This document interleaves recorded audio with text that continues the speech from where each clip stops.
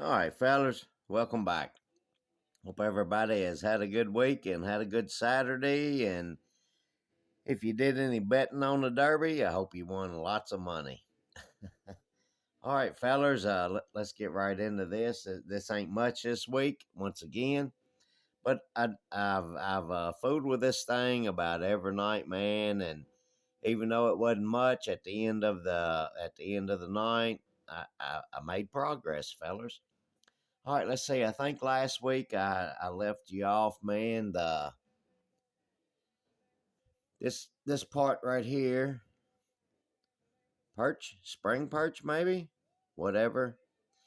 It the leaf spring assembly set about halfway of it, so I extended it, and I'm pretty happy with the way that looks. Y'all tell me what you think.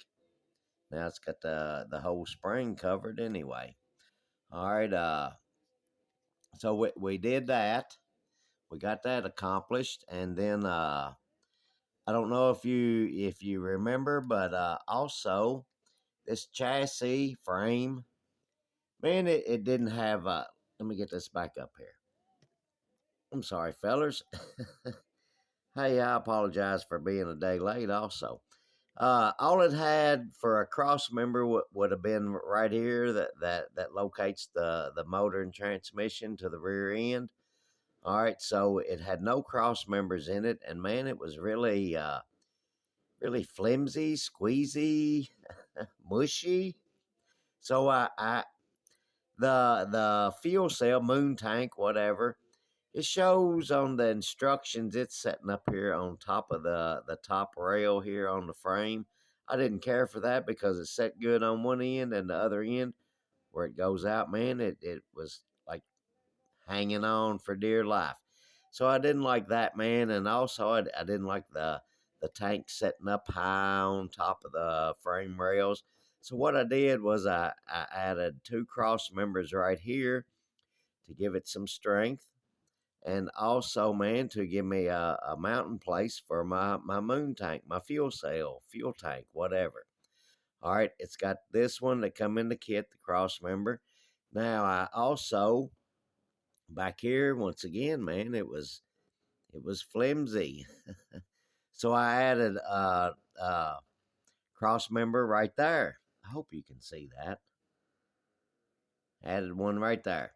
All right, now, fellers, what else I did was, man, the only, let's say, vertical supports was right here over the rear end and then right here where the wishbones connect to. So what I did was I added a bar here, here, and here on both sides, and I like that a whole lot better. To me, it gives it some strength. Once you get the body panels on, you won't see this and this unless I guess you look inside. But anyway, I wanted it in there for a little bit of strength anyway for the hot rod. All right, let's see. Yep, maybe you can see now that is that called a spring perch? Sets out there far enough now to where the U-boats that holds the leaf spring in would see what I'm saying? They'll work, man. Let's see here. That's about all I've done to the frame, which has took me all week. But hell, fellers, all week long I've been asleep long before 7:30 every night of the week.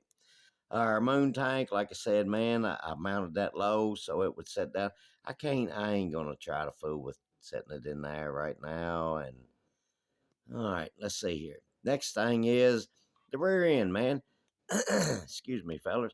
Last week I showed this. I had it kind of two-sided tape in there, just kind of sticking together. But a feller mentioned, I think Richard Purcell's. He mentioned that why did I have the long axle tubes in the rear? Because it should have the short axle tubes right here in the rear, and it should, man.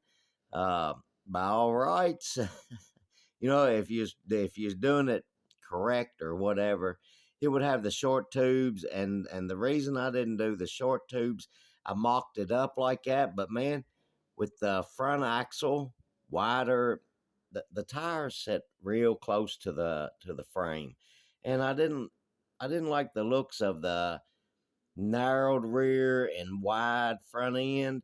So that's why I chose to go with the long axle tubes in the rear. Uh, I failed to mention that last week, but that's the whole reason, man. And let me grab these instructions right quick, and I'll show you. Uh, as you can see right here, the rear end is way narrower than the front. And back in the day, that's the way it should have been. That's the way they did them, but that is not the way I wanted to do my model. I did not like the way it looks.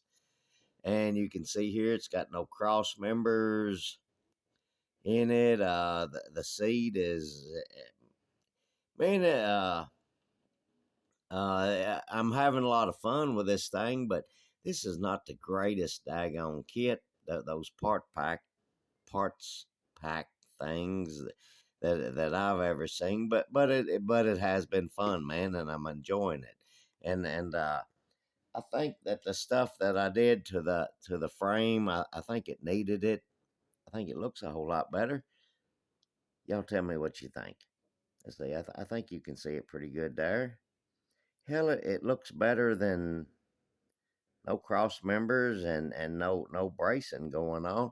So anyway, fellers, that's what we got on that part. Now, I got the seat sitting out here because I wanted to show you something, man.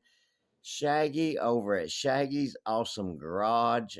I seen this on one of his videos, and man, I thought it looks so daggone cool. And when I seen it, he hadn't told how he did it, and I was thinking, how in the world did he get that look on that seat? So anyway, man, what he used, first of all, let me say this. This is a daggone good candy. Me and the wife both loves these things. So anyway, what the way he did his seat that I seen that I thought, dang man, that looks like a worn out leather, so to speak. I thought, how in the world did he do that? Well, that's what he uses. One of those wrappers off the Reason candies.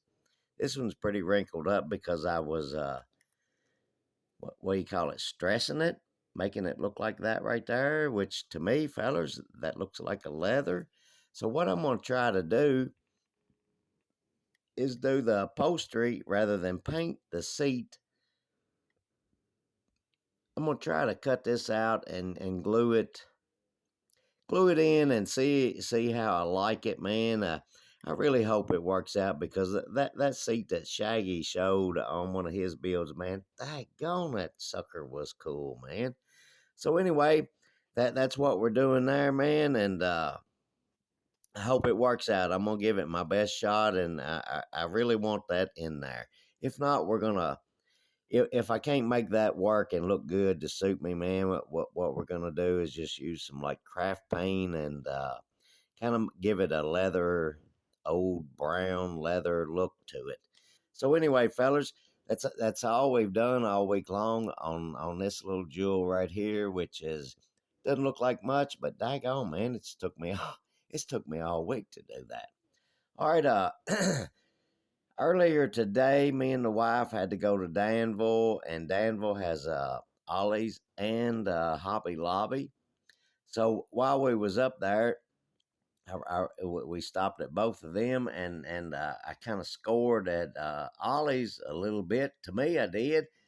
I really like what I picked up, and the first one that I picked up is man, I've said before I like boats and ships and airplanes, and man, so much of that stuff is cool. But I seen this. It's a Revell kit, 172 scale, Swift Boat MK.1 U.S. Navy. Um, man, I've got a ship like a battleship over there, and a couple, two or three airplanes that I really want to do. But when I saw this jewel right here, man, I thought, daggone, I like that right there, man, because those dudes right there, man, that went up and down the rivers or whatever, man. Those daggone boats were so cool. And you got a gunner up here, man. So evidently there's a machine gun that goes up top, man. That's so cool. When I seen that, I thought, oh man, I have got to have that right there someday. Hopefully, hopefully I live long enough to build that jewel right there, man. I really like that thing right there. And once again, man, this is not long ago. I think maybe last week I showed a Jaguar XKE whatever that I picked up at Revell, and man, I said that it wasn't in plastic. It was just it's no plastic, but it is taped on all four sides. I had never seen that before, and daggone, here's another Revell kit that is the same way. Is that the way they do it now? I suppose it is, which hell, I ain't got a problem with it. It just seems odd to me. Let's get him out of the way, fellas. We're gonna get through this thing pretty quick tonight. I don't have a lot. It doesn't look like I've done a lot, but actually I've done quite a bit. All right, fellas, next up is, man, I was tickled to death to see this on the shelf at Ollie's, man. $12.99 on the boat deal right there too, man. I was so happy to see this. I've seen so many videos of this kit right here that has been built, and man, I've always thought, daggone, I'd like to have one of them, but I just don't want to spend that kind of money to get one of them. So when I seen that on the shelf at Ollie's, I thought, man, oh, I should have bought two. Honestly, I should have bought me two of them. But that one right there, man, I grabbed that one and I thought, daggone, man, two good scores in my book anyway. The boat and the tractor right there, man. I love that tractor right there. I think the sharpest one that I've seen done yet is by, I think that the channel name is Bama Scale Models. That dude right there, man, his little tractor like that, man, daggone, that sucker is so daggone sharp. But anyway, fellas, I wanted to grab that little jewel right there. And man, I was tickled to death to see that because, like I say, there, as weird as it sounds, there's been two or three times I've started to order that jewel and pay up for it, and I'm glad I didn't, man. And now, after sitting here looking at it, I'm kind of sad that I didn't go on and pick up another one, man. Maybe for a buddy or something. But anyway, fellers, that's all we got for tonight, and I hope everybody has a good, safe rest of the weekend. And I hope everybody has a good, safe week coming up. And man, we've been getting daggone, as bad as I hate to say it, we've been getting a ton of rain today, man. We've had some good hard rain. And I hope that stuff gets out of here. But according to the news, what I seen yesterday morning, I haven't looked today, but it's supposed to rain all the way through to next weekend. So anyway, fellers, that's kind of where we're at. I don't think we're going to get anything painted, so that's about all we got. And fellers, everybody have a good, safe rest of the weekend and a good, safe week coming up. And fellers, we'll catch y'all on the next one. Y'all have a good one. Be safe.